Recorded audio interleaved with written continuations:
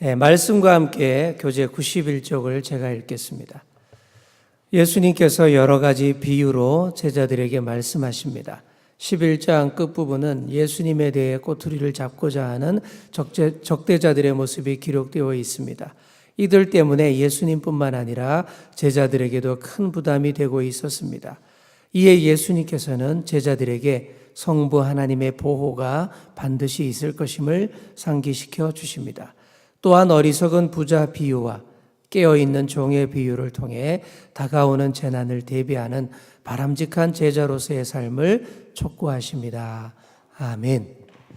네, 오늘 긴 본문 읽으셨는데 오늘 말씀은 대부분 예수님의 말씀으로, 예수님의 설교로 되어 있습니다. 앞부분에는 주로 바리새인의 누룩과 어리석은 부자의 비유를 통해서 이 땅에서 목숨과 몸을 위해 염려하지 말라, 또 먹고 사는 문제에 매몰되지 말라라는 메시지를 주로 주시고, 그리고 뒷부분에 가서는 주로 종말의 때를 분별하고 대비하여 깨어 있으라라는 그런 메시지를 주고 있습니다. 예수님은 바리새인들의 누룩, 곧 외식을 주의하라라고 그렇게 말씀을 하셨는데, 다 알다시피 외식이라는 것은 이제 위선, 겉으로 꾸미는 거, 이렇게 이해하시면 됩니다. 이들 유대 지도자들이 겉과 속이 전혀 다른 그런 사람들이라는 말입니다. 근데 물론 겉으로 보기에는 참 거룩하고 근엄해 보입니다. 또 보란 듯이 11조를 헌금하며 딱 넣을 때도 되게 멋있어 보이죠. 그리고 이렇게 종교적으로 이렇게 경건 활동을 하는 거 보면 참 괜찮아 보인 모범적인 신앙인 같습니다. 그러나 우리 하나님은 그런 겉으로 드러나는 모습이 아니라 감추인 것들, 숨겨진 것들, 그 중심을 보시는 분이십니다. 그 감추인 것들이 낱낱이 알려지리라, 숨겨진 것들이 다 드러나리라.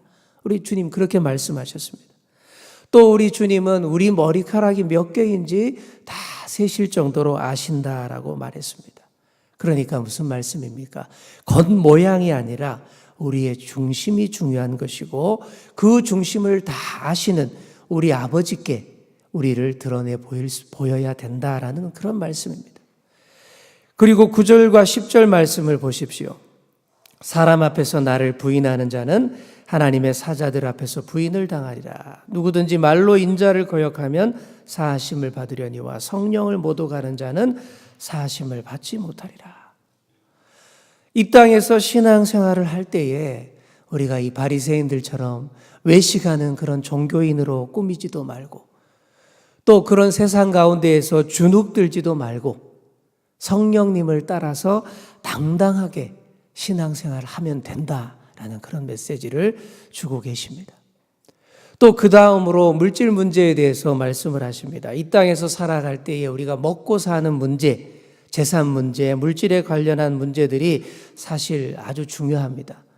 그래서 오늘 본문에도 보면 예수님을 찾아와서 형님과의 재산권 문제를 해결해 달라고 요청하는 그런 사람 이야기도 있습니다. 이에 대해서 예수님이 한 비유 이야기를 해주십니다. 우리가 잘 아는 어리석은 부자의 비유 얘기입니다.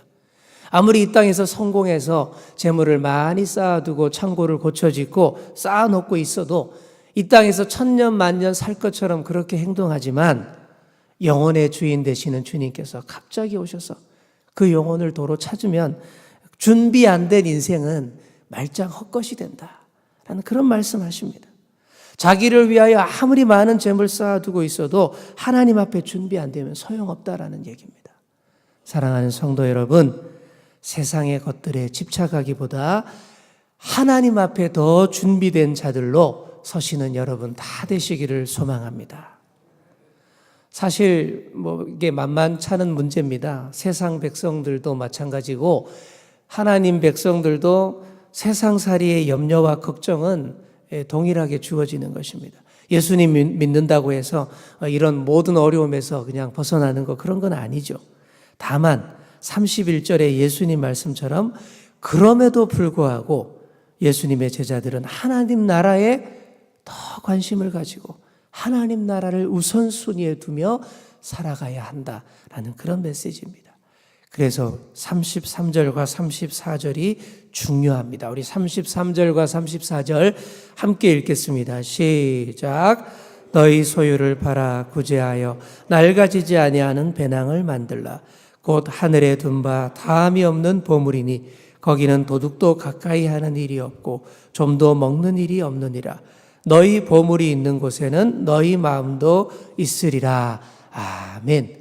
여기 우리 그리스도인들을 대표하는 바람직한 재물관이 나옵니다. 우리가 어디에 보물이 있다고 생각하느냐에 따라 우리의 마음 태도와 자세와 삶의 모습도 달라집니다.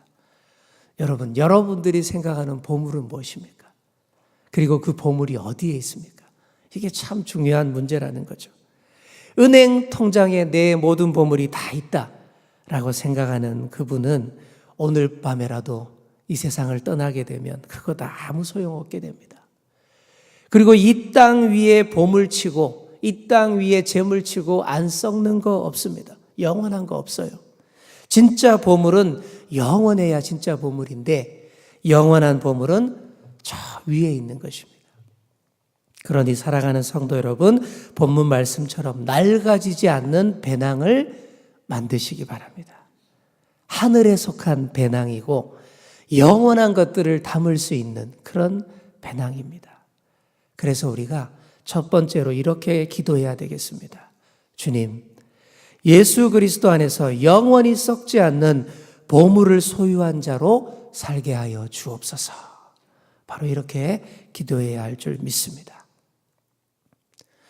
12장에서 후반부의 이야기들은 주로 종말론적인 얘기들입니다. 종말의 시대를 살아갈 때에 가장 중요한 자세를 청지기 정신이라고 본문 얘기하고 있습니다. 우리 한번 따라해 보겠습니다. 청지기 정신. 청지기의 기본 자세가 35절에 잘 나와 있습니다. 35절에 보시면 허리에 띠를 띠고 등불을 켜고 서 있으라. 오늘 이 말씀을 여러분 가슴에 잘 새기시기 바랍니다. 항상 허리에 띠까지 딱 둘러서 옷자락이 방해하지 않도록 준비를 잘 갖추고 등불을 켜고 주인을 기다리는 자세, 바로 그 자세입니다. 이런 청지기의 자세는 자발적인 기다림의 자세입니다. 자발적인 기다림은 사랑하는 자들만 하는 것입니다. 사랑하지 않으면 기다리지 않습니다. 사모하지 않으면 준비하지 않습니다. 정말 사랑하고 사모하는 이를 향한 기다림은 복되고 아름답습니다. 더구나 우리가 누구를 기다립니까? 생명의 주인 되시는 분, 영원하신 분을 기다리는 거 아닙니까? 따라서 우리 이런 기다림 가운데 매사에 영원을 준비하는 삶이 펼쳐질 수 있습니다. 그래서 등불을 항상 켜고 기다린다라고 말하고 있습니다. 등불을 켜고 기다리는 것. 그럼 어떻게? 그 사람 자체가 항상 밝습니다. 그리고 그 주변까지 환하게 비추어 줍니다. 등불을 켜고 기다리는 자세. 또 서 있으라라고 했습니다. 서 있는 삶입니다. 이것은 안일함으로 잠들지 않는 것입니다. 세상의 즐거움과 쾌락에 빠져 잠들지 않는 것입니다. 섬기는 종은 그냥 퍼질러 앉아 있지 않습니다. 딱 서서 대기하면서 늘 주인이 뭘 지시할까? 거기에 집중을 합니다. 그분이 무엇을 명령하는지 경청하고 섬기며 순종할 준비가 갖추어져 있어야 그게 바로 청지기입니다. 우리 주님은 이렇게 지혜롭고 신실한 청지기를 찾으십니다. 그리고 우리 모두를 그러한 삶으로 부르시고 인도하십니다. 오늘 새벽 진리의 말씀으로 여러분 자신의 심령과 삶의 허리를 동이시고 등불을 켜고 서서 참된 주인을 기다리시는 그런 여러분 다 되시기를 소망합니다. 이렇게 항상 준비되어 있는 청지기들이 이 어두운 세상 가운데서 바르게 주님의 뜻을 분별할 수 있습니다. 그래서 분쟁이 일어나고 다툼이 일어나는 중에도 바른 편에 서서 잘 싸우고 승리할 수 있습니다. 오늘 후반부 말씀 보시면 좀 불편한 말씀들이 여러 가지 보일 겁니다.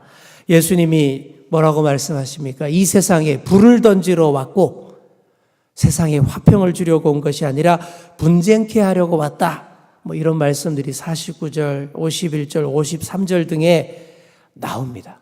좀 불편한 말씀이고 잘 이해가 안 되시죠? 근데 이 말씀은 역설적인 표현으로 해석을 해야 됩니다. 말 그대로 예수님이 그냥 싸움 붙이러 왔다, 이렇게 단순하게 해석하시면 안 됩니다. 자, 무슨 말씀이냐 하면 이렇게 생각하시면 됩니다. 온통 악한 세상에 선한 것이 들어오면 어떻게 될까요? 온통 거짓의 세상에 진리가 들어오면 어떻게 될까요? 조용할까요? 절대 그럴 수 없습니다. 그 둘이 그냥 사이좋게 쿵짝이 잘 맞아버리면 그냥 계속 불의와 부패와 타락이 이어지는 거예요. 그러면 안 됩니다. 악한 세상에 선이 들어오면 그 둘이 충돌해야 맞는 것입니다. 이를테면 너도 나도 부정을 저지르는 한 단체에 정직한 사람이 들어와서 정직하게 일하게 되면 그 사람과 부정한 사람들 사이에 조화를 이룰 것이 아니라 정의를 위한 분쟁과 싸움이 일어나기 마련입니다. 바로 그런 말씀이에요. 선하시고 의로우시고 진리 되신 예수님께서 복음을 이 땅에 전파하실 때에 그 복음을 수용하는 자들과 반대하는 자들 사이에 어찌 조화를 이룰 수 있겠습니까? 가치관이 다른 사람들 간의 분쟁은 가족 간에도 일어날 수밖에 없는 거예요. 그래서 시어머니와 며느리가, 아버지와 아들과 딸이 아버지와 어머니와 이렇게 분쟁이 일어난다는 얘기가 그런 얘기예요. 종이가 있는데 종이가 이렇게 반대로 이렇게 막 휘어져 있어요. 이렇게 말아놨어요. 이걸 바로 잡으려면, 똑바로 펴려면 어떻게 해야 될까요? 반대로 심하게 또 말아줘야 펴집니다. 똑같은 이치입니다. 이 나라 대한민국의 정치가 바로 되려면, 바로 잡으려면 그동안의 부정, 부패, 불의와 충돌을 일으키고 분쟁이 일어나야 그 과정 가운데 바로 될 수 있는 것입니다. 그처럼 예수님이 불을 던지러 왔다라고 말씀하셨고 분쟁케 한다라는 말씀이 바로 이런 뜻입니다. 사람들은 이런 주님의 뜻을 외면하고 좋은 게 좋다는 식으로 세상과 타협하고 불의와 타협하는 경향이 있습니다. 그래서는 온전한 그리스도인이라 할 수 없습니다. 그래서는 청지기라 할 수 없습니다.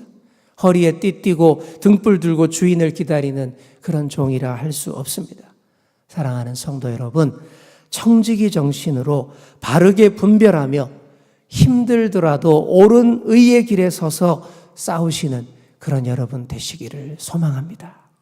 그래서 우리가 두 번째로 기도할 제목은 주님, 청지기 정신으로 주님의 뜻을 분별하여 주님 편에서 싸우며 주인을 기다리게 하여 주옵소서. 바로 이렇게 기도해야 할 줄 믿습니다. 오늘 우리가 이렇게 이 말씀들을 묵상하였습니다.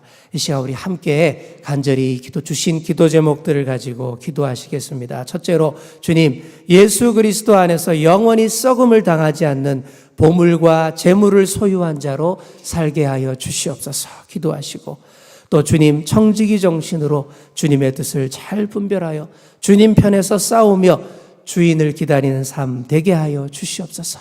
그리고 마지막으로 내일 있을 온 세대 예배와 6월 6일 있을 어울림 한마당 그 잔치가 주님 앞에 온전히 잘 이루어질 수 있도록 그렇게 간절히 기도하시겠습니다. 주여 믿습니다. 주여 믿습니다. 주여 믿습니다.